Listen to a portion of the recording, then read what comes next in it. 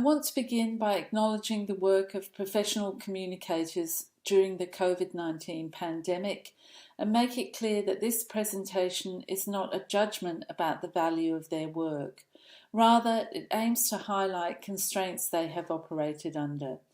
The title of the presentation refers to persistent media stories and public commentary about the messaging about COVID-19, which have at their core an assumption that if only the message was right, or better constructed, or delivered more effectively, then confusion and disinformation wouldn't happen, would be reduced and might even disappear. Media reports about mixed messages started appearing in the early days of the pandemic and continue to appear in Australia, the United States, Canada, the United Kingdom, Ireland, but similar reports are also evident in other countries. I've included here a few examples from hundreds examined and note that in addition to specific mention of mixed messages, there are many more media reports, opinion and commentary articles, and television and radio interviews that discuss confusion, poor communication, inadequate messaging, lack of clarity, and inconsistency. Once established, the mixed messages media trope provided a primary narrative frame for public discourses about every element of the pandemic response, contributing significantly to distrust of government, public health authorities, medical specialists and scientists. While some of the criticism of communication was undoubtedly valid, its prominence and the veracity of some of the claims made was often hyperbolic and inaccurate, and made no attempt to consider the need for messages to change, for different messages in different situations, and the corruption of messages in various ways, including by media reporting. Even in New Zealand, acknowledged as a global example of good practice, the mixed message criticism of communication was apparent. The mixed messaging narrative frame suggests uncertainty and conflict in communication. Yet all of the preparedness planning, information about pandemics, and the management of them is predicated on the principle that uncertainty will be a defining characteristic. But this frame also frequently suggests that the uncertainty and conflict in the management of a pandemic is caused by communication, rather than the mixed messaging being a result of the need to make constant changes due to uncertainty about the virus and its management, rapidly changing circumstances, and conflict in political, public health and media systems. Clear messages can only be created if the information at the input stage is also clear, consistent and coherent. Let's step back momentarily and consider the time before COVID. Despite what we might think now, there was a significant amount of pandemic planning and preparation, in some countries more than others. There is a clear relationship between the extent and currency of a country's pandemic planning preparation, its response and subsequent transmission rates. The controversial example of Sweden is a good example of variation in national policy and responsiveness. Australia and New Zealand both had up-to-date pandemic preparedness plans. In examining the plans of Australia, a few key features stand out. There was an almost complete focus on influenza, with associated assumptions about transmission and treatment. This was a significant factor in the early understanding and reporting about COVID-19 because it influenced how the virus and its effects were described and explained. The term flu-like illness was frequently employed, and because the virus belongs to the group of coronaviruses responsible for some common colds, the term common cold-like virus was also used.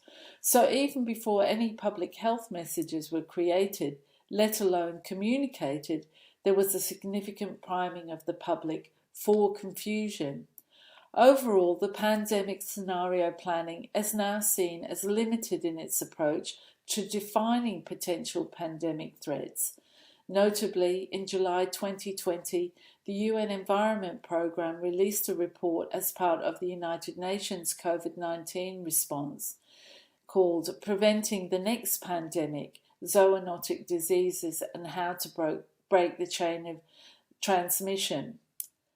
And it notes that despite the massive real and potential socio-economic impacts of emerging zoonotic diseases, and despite the general consensus that prevention is better than cure, investments and political will to control them at their source have been insufficient today. In the pandemic preparedness planning, communication is positioned as a key factor for preparedness and for effective management. In practice, this prominence of communication is not as evident. As the pandemic escalated, one of the primary factors that influenced communication was the implementation of these public health pandemic plans. In Australia, at the state and federal levels, but also as part of its cooperation with the World Health Organization, and at a trade and diplomatic level with allies and trading partners. This meant that some early actions were extremely effective. But for communication, it meant that the actions taken were largely defined by flawed planning. The most obvious flaw was the dominant concept in the plan for pandemic influenza rather than a completely new virus. Research available about communication in a pandemic seems to have been largely ignored in the plans, so the plans were implemented and existing methods of communication were used. Their suitability for an evolving crisis with a high degree of uncertainty and necessity for change was questionable. Strategic thinking and strategic communication theories are quite explicit about the need for dynamic responsiveness to change. Yet the critical factor about the novel coronavirus, that we knew hardly anything about it and that we didn't know what we didn't know, was neither acknowledged or communicated sufficiently well to the public. Consequently, the public sphere was polluted with discourses built on speculation, baseless assumptions, and political agenda setting to contribute to the environment of confusion in which professional communicators had to operate. But this situation could have been avoided. Following the SARS epidemic in 2002, Ebola and MERS, swine flu outbreaks, and the influenza pandemic of 2009, and even the Zika virus outbreak in South America, all provided clear and consistent information, data, and recommendations about the critical need for communication in the event of a pandemic. Research from 1957 on, the year of the Asian flu pandemic, also considers the critical role of communication.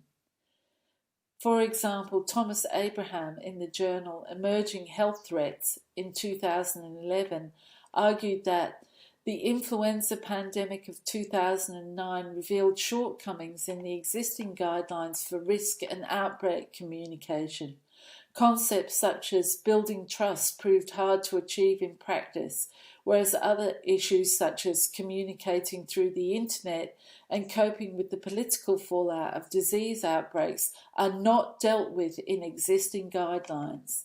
In 2019, Jones and others in an article Developing Pandemic Communication Strategies, Preparation Without Panic, stated, "To be certain that we are now in a better position to respond to a pandemic, we would have to make advances in our knowledge of communication and politics that could match those we have made within epidemiology.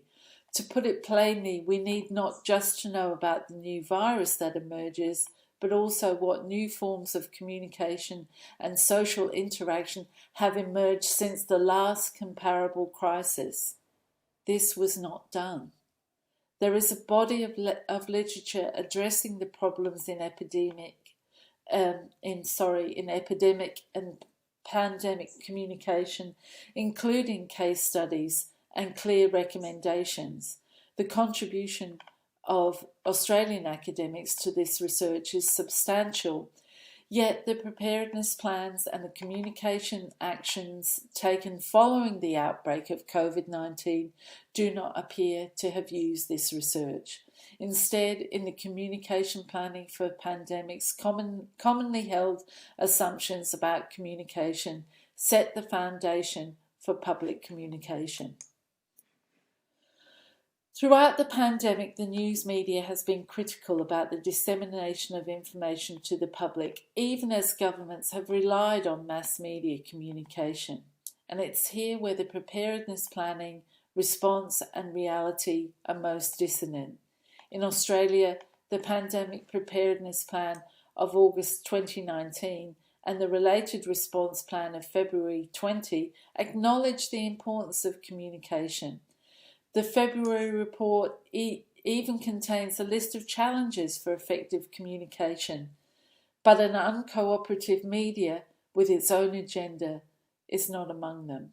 Instead, the communication plan assumed a consistent and compliant media simply reporting rational, evidence-based information as provided by the authorities. The critical mixed message reporting began to appear early. With the Guardian reporting, Australia was crying out for clear messaging on coronavirus, rambling politicians told. While columnists also wrote opinion pieces questioning the public health response with headlines like, "Facts show coronavirus doesn't deserve this panic," from Andrew Bolt in the Herald Sun.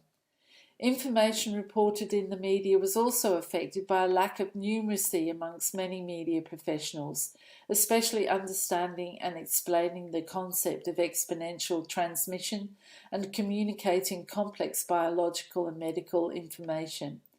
These problems in the media profession are the subject of substantial research, yet planning to manage this obstacle to clear communication was not undertaken or included in pandemic communication planning or responses. Another issue for communication and the reliance on the focus of media attention was the dominance of the media discourse about the economic impact of the virus. Highly speculative reporting from economists with little or scant understanding of the virus appeared very early on, and again, was largely based on it behaving like an influenza virus. These discourses were prevalent and significantly shaped subsequent public discourses. This narrative frame essentially set up a conflict in the public discourses based on a simplistic economy versus health conflict that required, quite rightly, substantial attention. But this communication issue is quite different from rolling out messages about hand washing. Here again, the communication planning and responses were ill prepared to also manage a complex, highly politicised issue. Significantly, social media introduced a new dimension to communication that communicators had not had to contend with or manage in previous public health crises. So while social media emerged as a primary source of both accurate and false information, the initial communication planning and response did not pay sufficient attention to social media, and recommendations for resources for using it effectively were not included in preparedness plans. Consequently, the public communication about the pandemic was influenced by a complex range of factors. Communicators did well in this environment to produce and distribute basic messages about risk and hygiene, distancing measures, and new policies as they were introduced. When we examine messaging in public communication in a pandemic, consideration of the processes that determine or influence message construction and the production and distribution of messages is necessary to consider how they contribute to and even cause confusion and disinformation. The role of planning in that process is substantial. If those plans have not used strategic communication approaches or incorporated relevant research, they limit the potential for effective communication about unanticipated, high-risk or new situations. We also need to consider the problem of evaluating communication needs and adapting messages when there is very little time lag between content creation and distribution via digital platforms, and in an environment where previous messages with different information continues to circulate. The problem of resource allocation, especially the reliance on earned media rather than more controlled use of paid, owned, and social media, also needs to be reconsidered.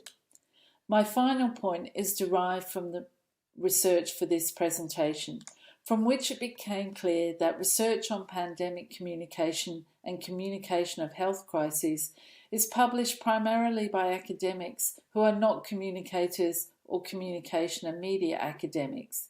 They're medical researchers, psychologists, sociologists, economists, and data analysts who seem to have a better capacity to respond rapidly and work in a field of research that is also fast to respond. There is also an important lesson here for our discipline. Thank you.